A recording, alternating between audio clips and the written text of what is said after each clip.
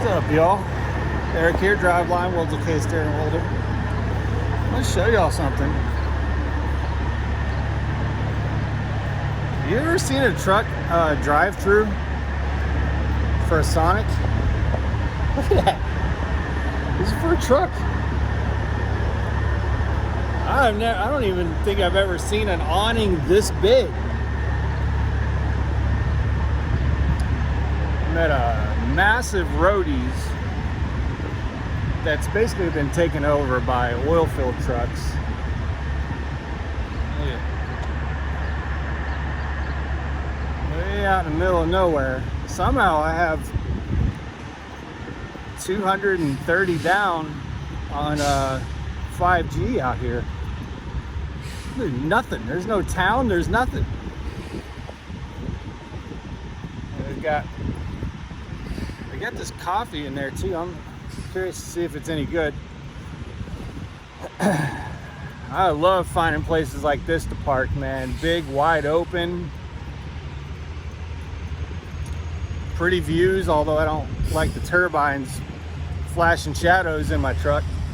But anyway, we're going to talk about freight and rates in terms of my experience with it. I know everybody's will vary, but I want to tell you what I've been experiencing in terms of rates and volumes. I've got good and bad news, at least again as it relates to me. So we'll talk about. Look at my truck. First of all, look at this whole lot. But look,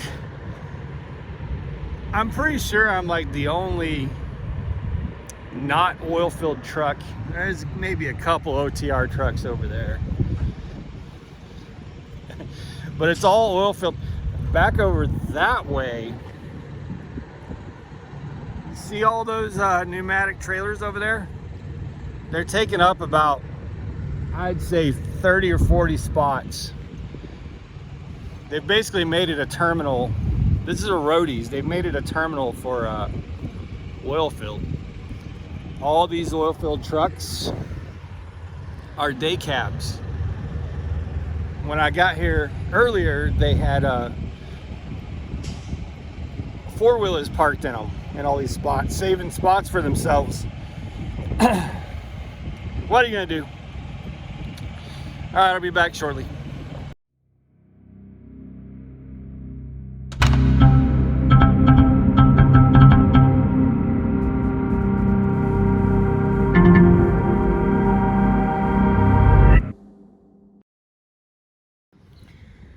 All right, guys, I'm gonna hope that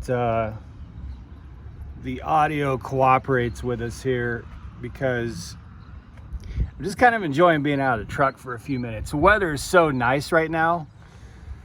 It's like 63 degrees with a breeze, and it's just like I just don't want to be in the truck. My phone's on the back of the trailer right now. So I've got my DJI charged and ready to go, by the way. This coffee's not that great. Charged and ready to go, so I need to just be disciplined and start using it. But man, after the last couple nights of storms that I've been going through, when I woke up this evening, I just wanted to not be in the truck for a while. Because last night I went through it again, and it was just a nightmare. Anyway, I want to talk about, so I had a great conversation when I was at the terminal the other day. I'm trying to get my nicotine here, which I'm quitting nicotine, so I haven't had any of these for about 30 hours. But this evening, man, I was like, it's gotta happen. It has to happen. So I get the coffee ones when I'm drinking coffee, and then citrus ones for when I'm drinking anything else. But I really narrowed it down to probably 3 or 4 pouches per day. Anyway, I digress. So we had this great conversation about rates, and I'm having a lot of drivers tell me that they're seeing the worst rates they've ever seen. Now, some of these drivers only been driving for a year or two, so they didn't experience 2019. But I've had like a lot of drivers telling me they're not seeing $2 a mile at all. And that's really strange to me, because generally speaking, my trucks kind of stay at $2 and above per mile. So rates have not been a big problem for me. Rates have been a source actually of pride, to be honest with you.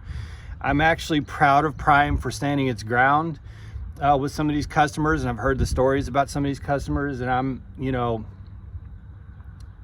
Prime has fought the good fight when it comes to contract freight and rates. Night Swift is losing its ass. It's losing the fight. A lot of the other big mega carriers are not, they're not doing as well as we are. And Prime has really stood its ground and held on to these rates for as long as possible, and not giving in for the, you know, to the capitulation. And it's a shipper's, it's a customer's market right now, you guys. It's not a carrier's market. So any protection that we're seeing is good protection. I've got friends right now running the spot market, and they're all seeing under $2 a mile. These are guys that own their trucks outside of any kind of carrier. They have their own MC numbers, so they got to do all their own IFTA, all their own insurance, all their own plates, all the, you know, all that stuff. They pay for their own tolls. Like, I know we pay for it, but you know what I mean? Like they do all of it themselves. Get on the load boards and fight for loads, and use DAT and truckstop.com and all that stuff. And a lot of them are seeing under $2 a mile. So for Prime, as the cheap freight mega carrier that so much of the internet likes to call us, the fact that we're seeing what we're seeing is pretty damn impressive. I'm gonna be honest with you. At least me, I'm seeing my average is over to, this load I'm picking up right now, the load I just dropped off paid $700 for 290 miles. This load I'm going to pick up tonight is a total of 1,200 miles. That's 200 miles deadhead and 1,000 miles loaded. And it pays almost $3,000. I think it's like $2,900. I've been running 225, 250 on short loads, $3 a mile for months. I haven't seen, now there's places that my trucks get, which I've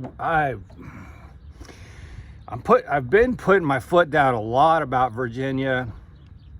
Anything Virginia or north, it's got to be very strategic. Like the Northeast is just absolutely devastating to get caught up in, especially on the weekends. But y'all know the places where, like even Florida, there's those corn loads out of Bay City, Florida, they pay like $250 a mile. Bay City, Florida is damn near Miami, paying $250 a mile for the corn loads. Now the cabbage loads at Bay City, that's the new juice loads. I'm not going to say the brand, but y'all know what I'm talking about. But hey, honestly, I'd rather go to Bay City and run a cheap cabbage load than going all the way over to the juice place. Woo, that nicotine's got a kick. So on the freight side, I'm really proud of Prime, man. Joaquin and those guys have gone to war for us. And I know it's bad for a lot of you, but I'm telling you, man, I'm on the phone with drivers every night, every single night I'm on the phone with drivers. And there's so many carriers and so many spot operators that are experiencing worse than us. They don't have our fuel discounts. I just bought three used tires that still have 80,000 miles on them for $180 a piece. Not everybody has those options. So that's the good. The bad is our volumes it seems like it may be starting to pick up a little bit, but our volumes are crap, man. We've got way too many trucks and not enough freight. Now, the best of my understanding is Easter was a devastating weekend expected. The next weekend it didn't pick up. The next weekend it didn't pick up. The we've just been trying to equalize the whole system. It's hard for me to talk with this in my mouth, but equalize the whole system for months now. So my problem is volumes. Like last year, I would have zero problem dropping off at 6 a.m., which I drive nights. So getting unloaded at 6 or 7 or 8 in the morning, open up load choice, or if I had a pre-plan, it was picking up that night. So I'd go do a 10 or 11 hour break, go pick up that night. That was not a problem. That's what protected that $5,000 a month a week gross revenue per truck. That's not the case. Almost every single load is the next day, and often the next night. So we're sitting for breaks for 14, 16 hours at minimum. That's what's devastating our revenue. So a lot of these prime drivers that call me, Cody and I don't want to name too many names. Cody won't care because he goes out there and blasts all over Twitter and all, he has no qualms about it. But when we get down into the math, the rates actually aren't that terrible. What's happening is they're sitting more than they were last year. So I think the problem is volumes. Like, we just don't have enough capacity. And I got a message from my fleet manager saying, hey, there's a bunch of students sitting at orientation right now. If you want to be a trainer, we got a bunch of students. I'm like, what is going on? We got not enough capacity, man. If my trucks are all being reloaded the next day, and I've been reloaded the next day for almost, since Easter, almost every one of my loads, with the exception of maybe a couple, have been picking up the next day. So, that's the problem, is volume and capacity. I don't think our problem is rates right now. I think our problem is volume and capacity. And I'm sure of course they know that. And that's causing problems for the prime model, to be honest with you, for the lease operator model, because we have some of the highest truck payments in the industry. And those truck payments, the only way that model works is if we're hitting those 5,000 a week gross numbers, or 4,500 or 5,500, 4,500 if it's not a whole lot of miles, and if you're not in high fuel lanes. But those truck payments only work, the model only works if your truck's able to gross like 5,000 a week. Then it's worth it being out here OTR, living on the road.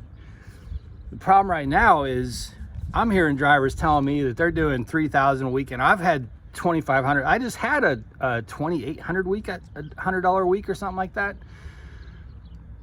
The model doesn't work when that's your gross revenue, and the gross revenues is looking like that for me, not because of rates, but because of volumes. There's just not enough loads. We're booking out a day ahead across the board, it seems to me. I mean, you guys tell me if you're experiencing something different, but that would be probably my perspective of rates and volume right now. Is rates are, of course we want them to be better. Of course, we always want them to be better. But compared to the rest of the industry, I think we're still holding, like it's still safe territory, I think, in terms of the rates, but there's just not enough loads. There's not enough freight. And that's the problem that I'm experiencing with my trucks. Not enough volume, not enough loads. So I don't know, y'all tell me. I mean, I would highly recommend you really dig down into your numbers and find your averages over a couple weeks, I would bet that your rates are probably not as bad as you think they are. I think drivers just get really upset when you get $1.40 or $1.30 a mile load. But then when I have these conversations, we dig into numbers and their rates are actually higher than they think they are. It's just that they're not getting as many loads. They're sitting a lot more than we used to. So I think at least that's my problem. Would love to know your thoughts on this. Are y'all experiencing the same thing? That's where I'm at. I think I'm gonna go for a walk. Honestly, I'm gonna go for a walk and just enjoy this amazing weather. Let me see if I can show y'all some sunset action. The sun's going down right now.